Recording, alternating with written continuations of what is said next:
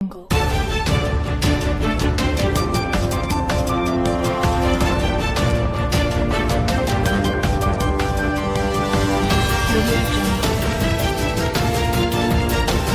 ሰላም ጤና ይስጥልኝ የታማኝ መረጃ ቻናል ተከታታዮች ህወሓት በሸሪራ የከፈተውን ጦርነት ተከትሎ አሁን የደረሱን ሰበር መረጃዎች በልዩ መረጃ ወደ እናንተ እናደርሳለን። አብራችሁን ቆዩን። ቻናላችንን ሰብስክራይብ፣ ሼር እና ላይክ ማድረግ እንዳትረሱ። በሽንፈት የተጠናቀቀው የህወሓት ትንኮሳ ህወሓት ለወልቃይት ካለው ያልተጠገበ የፖለቲካ ፍላጎት የተነሳ ለትግራይ ህዝብ ትንሽ የሰላም እፎይታ የሰጠውን የፕሪቶሪያ ስምምነት በይፋ ጥሷል። ትላንት ሐምሌ 25 2018 ዓ.ም በሸረሪና በኩል አርሚ 70 በተባለው ክንፉ አማካኝነት በግልጽ ጦርነት አውጇል። ያለምንም ጦርነት መኖር የማይችለው ይህ ጽንፈኛ ስብስብ ለገዛ ወንበሩና ስልጣኑ ሲል ዳግም የትግራይን ወጣት ወደ እልቂት ማጎድነት እያስገባው ይገኛል። ራሱን የህዝብ ጠበቃ አድርጎ የሚያቀርበው ይህ አረመኔ ቡድን ከውጭ ኃይሎች የተቀበለውን የጥፋት ተልዕኮ ለማስፈጸም ህዝቡን ለረሃብና ለከፋ መከራ እየዳረገው ይገኛል። ቀደም ሲል በማይካድራ የዘር ጭፍጨፋ ፈጽሞ ወደ ሱዳን በመሸሽ ሲሰለጥን የከረመው አርሚ 70 የተባለው የህወሓት ክንፍ በሸረሪና በኩል ወደ ወልቃይት አቅጣጫ ትንኮሳውን ከፍቷል። የህወሓት ዋና ዓላማ ወልቃይትንና ሰቲት ሁመራን በመቆጣጠር ከፌዴራል መንግስቱ ጋር ለሚደረግ ድርድር መደራደሪያ ማድረግና ጦርነቱን ከትግራይ መሬት ውጭ ማካሄድ የነበረ ቢሆንም ነገር ግን ሳይሳካለት ቀርቷል። ይህ ሰላም ጠል ወራሪ ኃይል እንደተመኘው ሊሆንለት አልቻለም። ጀግናው የመከላከያ ሰራዊታችን በሚገባው ቋንቋ አናግሮታል። በዚህም የአገር ጠላት የሆነው ይህ ቡድን ሰራዊታችን በከባድ መሳሪያ እየለበለበ ይገኛል። ከግንባር የተገኙ መረጃዎች እንደሚያረጋግጡት በተወሰደው አጣዳፊ እርምጃ የህወሓት ታጣቂ ዳግም ወደ ቦታው እንዳይመለስ ሆኖ ተደምስሷል። የእነዚህ አዛውንቶች ያለ ጦርነት መኖር አለመቻልና ለገዛ ስልጣናቸው ሲሉ ወጣቱን ዳግም ሊጨርሱት መነሳታቸው እጅግ የሚያሳዝን ቢሆንም የተቀናጣው ትንኮሳ ግን በጀግኖች ሰራዊታችን ሙሉ በሙሉ በሽንፈት ተጠናቋል።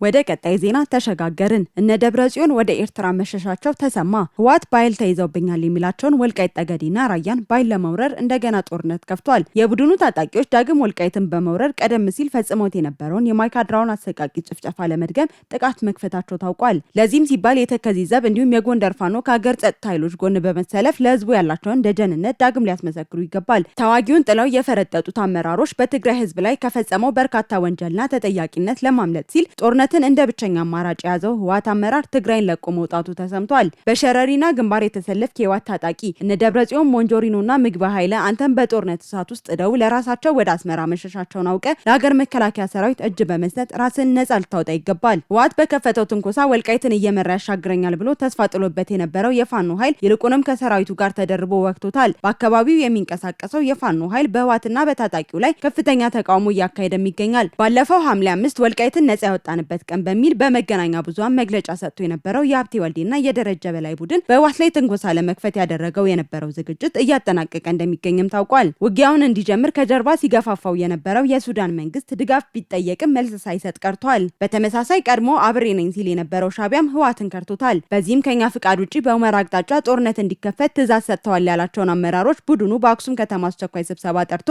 እየገመገማቸው እንደሆነ ከታማኝ የመረጃ ምንጮች ለማረጋገጥ ተችሏል።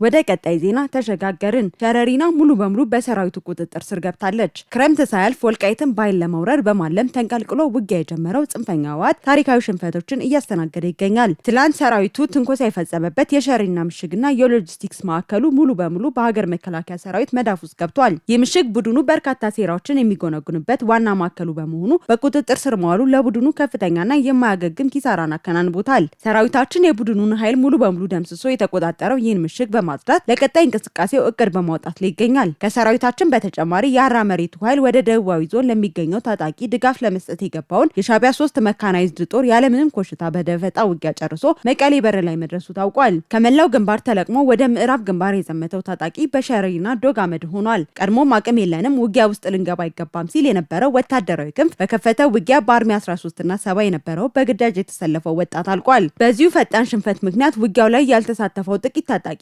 አመራሮች ጋር ወደ ከፋ ግጭት ውስጥ መግባቱ ተሰምቷል። በዚህ ፈጣን ሽንፈት የተደናገጠ ህወሓት ልክ እንደ ሰሜን ዕዙ ጥቃት ሁሉ ተቀድሞ ጥቃት ተከፈተብኝ የሚል ያረጀ ፕሮፓጋንዳውን እያሰማ ይገኛል። ህፍረት የማያውቀው ይህ ቡድን ሲያስጨንቀው ወደ ከረመው ህዝቡ በመዞር የሞት ሞቱን መላው የትግራይ ህዝቦች ድረስልኝ የሚል መግለጫ አውጥቷል። ሆኖም የትግራይ ህዝብ ደግሞ ደጋግሞ ለቡድኑ የጦርነት ጉሰማ ተባባሪ እንደማይሆን ያስመሰከረና የቡድኑን ራሱ ገርፎ ራሱ ይጮሃል አካሄድ ጠንቅቆ የተረዳ በመሆኑ ይህ የቡድኑ ጥሪ ከንቱ ልፋት ሆኖ ቀርቷል። ለጦርነት ተስፋ የማይቆርጠው ይህ ስብስብ የደረሰበት ሽንፈት ለመሸፋፈን የሚዲያ አክቲቪስቶችን የሐሰት ፕሮፓጋንዳ እንዲነዙ መመሪያ ሰጥቷል። ነገር ግን የሐሰት ወሬ መሬት ላይ ያለውን እውነታ ሊቀይረው አይችልም። ለህወሓት ይህ ክረምት እንዳሰበው ወልቃይትን በእጁ የሚያስገባበት ሳይሆን የመጨረሻው የሚሆንበት ነው። ስብስቡ በማን አለበኝነት በለኮሰው ጦርነት ተወግዶ የትግራይ ህዝብ ከጭቆና ሊላቀቅና ዘላቂ ሰላም በክልሉ ሊሰፍን ይገባል። የዛሬ ሰበር መረጃዎቻችን እነዚህን ይመስላሉ። በቀጣይ ወቅታዊ ታማኝ መረጃዎች እንዲደርሷችሁ ቻናላችንን ሰብስክራይብ ማድረግ እንዳትረሱ።